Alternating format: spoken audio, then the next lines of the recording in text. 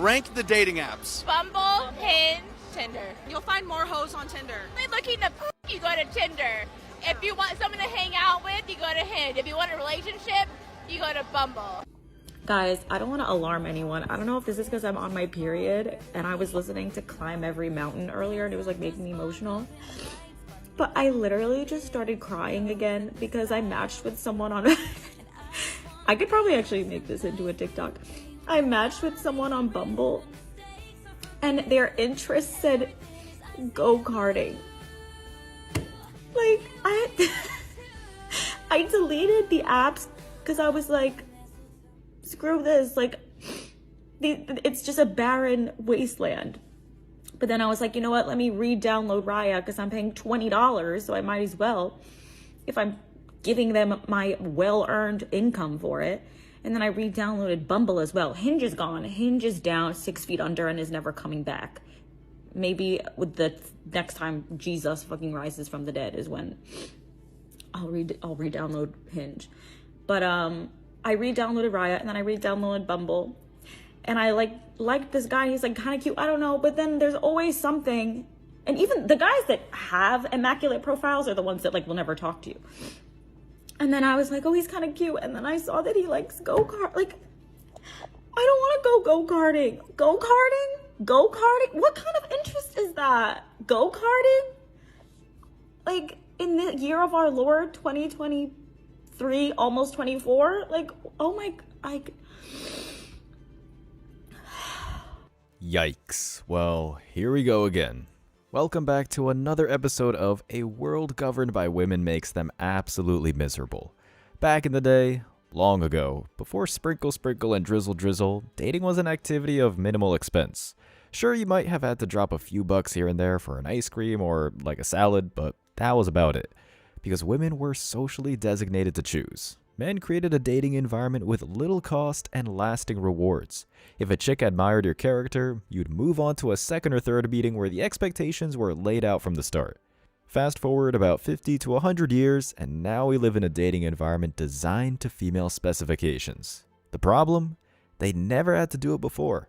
They were on the receiving end of male labor, so they never had to think about the systems in place to make sure things stayed stable. In the typical female fashion, they've decided to reinvent the wheel, and as no surprise to any of us, they're now weeping in the Wild West they themselves created. Ladies, before you start waving signs and clapping your hands, just know that this is now a scientifically proven. Just take a look at this piece that has taken the internet by storm titled, "The Agony of Partner Choice. The Effect of Excessive Partner Availability on Fear of Being Single, Self-Esteem, and Partner Choice Overload." Here's the first part of the report. Dating apps advertise with high availability of potential partners because users seem to prefer extensive choice. However, on the basis of consumer decision-making research, we theorize that such excessive choice could have adverse effects, specifically on fear of being single, self-esteem, and partner choice overload. In study number 1, a survey with 667 adults between 18 and 67, dating app use was associated with an increased perception that the number of potential partners is numerous, which in turn predicted higher fear of being single. The data is all here, folks. Without the responsibility that originally came with being a woman, they began to lose track of who they really were. As I've said time and time again, one of the biggest failures of female empowerment is that when they started marching, they didn't even know what it was for. In a panic, when the soy boys came to the table asking, "What are your demands?" they decided to go with, "We just want what you have. Give us your stuff." The responsibility cannot possibly be that difficult. Then, as predicted, they frantically started running for the end zone, only to trip on their laces before they even hit the 50-yard line. You know what, like, freaking sucks? Dating apps. Nothing makes me feel worse about myself than being on these freaking apps. But I don't know how to meet people organically, so here I am. But every single time I open one of them, I truly feel dead inside. Like, it makes me feel awful about myself. Which is very interesting to me because you would think a place where you go and people directly say whether they think you're attractive or not would make me feel better, and people are nice and they give you compliments, but for some reason Every time I'm on there, I feel legitimately hollow on the inside. In today's modern society, the whole dating and relationship scene is trickier than it used to be. It's unhealthy, yeah. I was doing something recently where I was just talking about how current dating is just practicing for divorce. We have very little kind of ethics and cultures that create a long-lasting marriage, and we're teaching people exactly how to get divorced, how to have short-term connections, how to move on quickly, how to break up and then start again, how to have very little attention and patience. So we're creating an environment and a culture where we have perfect candidates for divorce, unfortunately. Why do you think that is? Do you think it's largely due to social media? I think it's massively had a huge impact because more so than anything, it's reduced our desire to invest in people. Everybody seems disposable. You can quickly send a message to somebody else. You can quickly move on. You can quickly post a picture and new people will come into your DMs. So there is no motivation to make things work when they get tricky. So that's why, and social media hasn't been ideal. Again, this comes as no surprise to any of us. Men are hunters, gatherers, and providers. It is in our biological software to pursue everything in our lives, greeting the struggle every step of the way. That includes the original arrangement we had with women. By promoting Instagram modeling, OnlyFans, and dating apps, the female cathedral has decided that women were always inherently perfect beings being held back by the patriarchy. Specifically, the part of this supposedly draconian system holding them back from this elusive glory was the lack of options. Now, decades later, after sharing the wheel, Western society finds itself swerving all over the freeway and smashing into the divider. The article abstract continues with, in study 2, we replicated the positive effect of partner availability on fear of being single in an experimental design with 248 adults between 18 and 38. We experimentally induced low, moderate, or high partner availability by assigning 11, 31, or 91 dating app profiles of allegedly available potential partners to participants. High, compared to low partner availability, increased fear of being single, decreased participants' state self-esteem, and increased partner choice overload. Findings demonstrate pitfalls of excessive swiping on dating apps and extend choice overload literature by revealing effects on novel outcomes.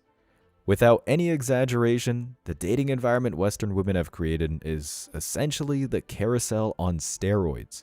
I remember being a kid, occasionally seeing dating games on TV. The female participant would sit on the opposite side of a thin wall where 3 desperate guys would give what was essentially a shallow sales pitch. They'd talk about stupid things like the perfect vacation, their favorite animal, or what they'd order as an appetizer at a fancy restaurant. And almost every time, without fail, the woman would sit there paralyzed, not knowing what she wanted. When the time was almost up, they'd blurt out the number of one of the guys, clearly having no idea if they had made the right choice. The reason these shows were originally so successful is because they blurred the lines of natural selection. Due to the undeniable fact that women have never been wired to pursue anything, it caused them to rattle and shake like the old busted animatronic animals at your local Chuck E. Cheese. Intentionally or unintentionally, it proved the obvious. Women have no idea what masculinity is, let alone what pressure comes with wielding it. And yet, our amazing institutions have decided the best thing to do is give the monkey a machine gun, cross their fingers, and hope for the best. Exhibit B over here comes from a New York Times article titled, "A Decade of Fruitless Searching, The Toll of Dating App Burnout." Carousel aficionado Catherine Pearson writes, Abby, 28, has been on dating apps for 8 years, bouncing between OkCupid, Bumble, Tinder, eHarmony, Match, Woo Plus, Coffee Meets Bagel, and Hinge. A committed user, she can easily spend 2 or more hours a day piling up matches, messaging back and forth, and planning dates with men who seem promising. But really, she is just over it all. The swiping, the monotonous getting to know you conversations, and the self-doubt that creeps in when one of her matches fizzles. Not a single long-term relationship has blossomed from her efforts. Pearson tries to share some data, not realizing it goes against her own argument, writing, "She is not alone. A 2020 Pew Research Center survey found that 37% of online daters said someone continued to contact them after they said they weren't interested, and 35% had received unwanted sexually explicit texts or images. Yet despite all of it, the time, the tedium, and the safety concerns, Abby feels compelled to keep scrolling, driven by a mix of optimism and the fear that if she logs off, she'll miss her shot at meeting someone amazing. Yep, what a hero. This is the doublespeak that continues to make women believe there's nothing wrong with their current line of thinking. I'm not overweight, I'm plus-sized. I don't have trouble with commitment, I'm a serial monogamist looking for love. Or, in the isolated case of this dating app user, Abby, I'm not wrong for using an app specifically designed for immediate gratification and one-night stands. It's these pervs that are the problem. It's not that I'm being indecisive and lazy. I'm a girl boss pioneer for a new era, traversing our treacherous male world with optimism and fear. Let's just play along with this concept for a minute. Picture I decide to drink a bunch of fun juice and climb into the driver's seat of a Ford Raptor. I then decide to go for a joyride, because the traditional rules shouldn't apply to me. I get excited listening to Lynyrd Skynyrd's Freebird, plant my foot on the gas so hard I crap my pants, and then suddenly I find myself plowing through a four-way stop, along with a couple of cars that made the mistake of getting in my way. As expected, a cop pulls me over after a short adrenaline-fueled chase, walking up to the driver's side and preparing to yank me out of the car. I greet him with the typical slurred, "What's the officer problem?" After screaming at me for the damage I caused, I tell him, "Hey man, you're way out of line. You can't yell at or arrest me for just taking a casual drive. I wasn't speeding, and I didn't just recently crap my pants. I was simply testing my accelerator, and what you're smelling is plant fertilizer on its way to a public garden." So in this little scenario, I wouldn't even be able to complete that ludicrous statement before I was arrested. Why? Because actions have consequences. For most of human history, regardless of what the progressive message currently is, women in the West were pampered more than a Beverly Hills Pomeranian. They'd relax at home, have zero bills to pay, and they had the luxury of a man coming along to assume that responsibility. All of this only required two things: loyalty and consistency. Then, suddenly, they decided paradise was beneath them.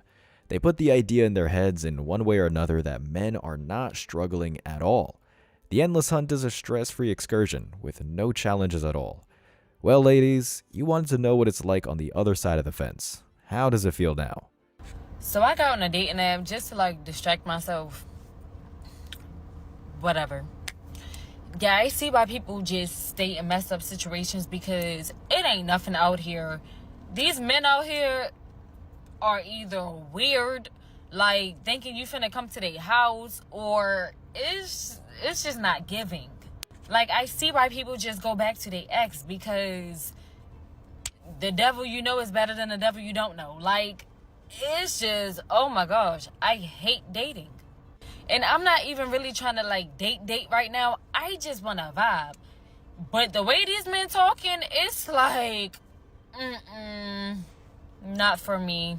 So many men today complain that women have too many options, and it's true because so many men today aren't willing to put in any effort for a good woman. They think that swiping right on dating apps counts as courting a woman instead of walking up to her with confidence and introducing himself. A lot of men hide behind a screen as this allows them to do the absolute bare minimum of social interaction. They say, "Come over," instead of "Let me take you to dinner." A lot of them actually believe that they are entitled to earning the whole package simply by adding a woman on Snapchat or swiping right. They do this to so many women because it requires so little effort, and then they blame women for having so many options when they don't spend time getting to know just one woman. And let me just say, because I can foresee this happening in the comments section, women are absolutely allowed to pursue men, and they do. But don't go around thinking that swiping right on dating apps counts as making a move. Drizzle, drizzle. These clips perfectly encapsulate what women have done to the Western dating market in the last century. Vague phrasing like "trying to vibe" can easily be translated into "I'm not done with the ride." Addressing the angry blonde chick, "Sweetheart, the men who are picking you all up online have one or two names, Chad or Tyrone. There's nothing you can say or do that will stop them from finding the quickest way into your pants. By endorsing a system that destroys the covenant of loyalty and consistency I referred to earlier, you now find yourself in a situation where men don't need to make an effort. You've put men in a position of value where, as long as they work hard and make money, there's no incentive to sacrifice for you. We have time, and we're starting to use it wisely. Let's get back to Pearson's article regarding a separate but related story. An April survey of 500 18 to 54-year-olds by the data analytics company Singles Reports concluded that nearly 80% said they experienced emotional burnout or fatigue with online dating. In 2016, Match included a question about fatigue in its annual survey of 5,000 single Americans, and about half of respondents said they were burned out with their dating life. After a decade of fruitless searching, I started to ask myself, what has all that time, all that effort, all that money actually given me, said Shani Silver, 40, a podcaster and the author of A Single Revolution, whose work focuses on changing negative societal narratives about being single. When you are consistently disappointed by a space that was sold to you as a path to love over and over again, for many of us, for years at a time, you never really stop to ask yourself, what is this doing to my mental health? What is this doing to my well-being? Ms. Silver said. Whether it be the viral study or this anecdotal article, we all know who these American singles really are. They're women. Pearson and the elite might not want to reveal this part of the equation, but the dissatisfaction is coming from women, specifically women who keep trying to be men.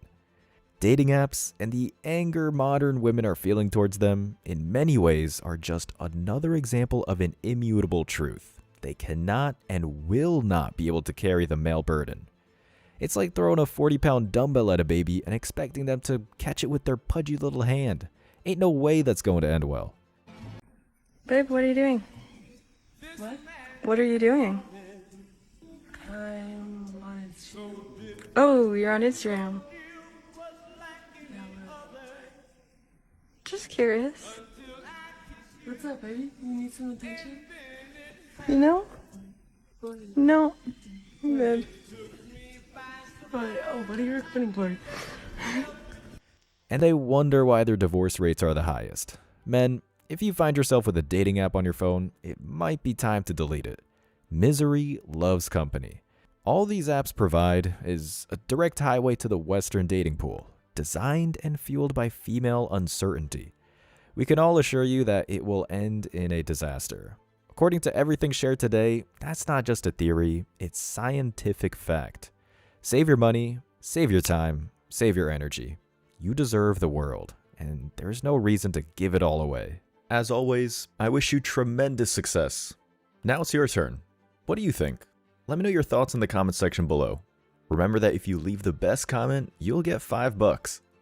Thank you so much for watching. If you found value in this video, hit the like and subscribe buttons, ring the notification bell so you don't miss out on future uploads, drop a comment, and share it. See you in the next video. Till next time.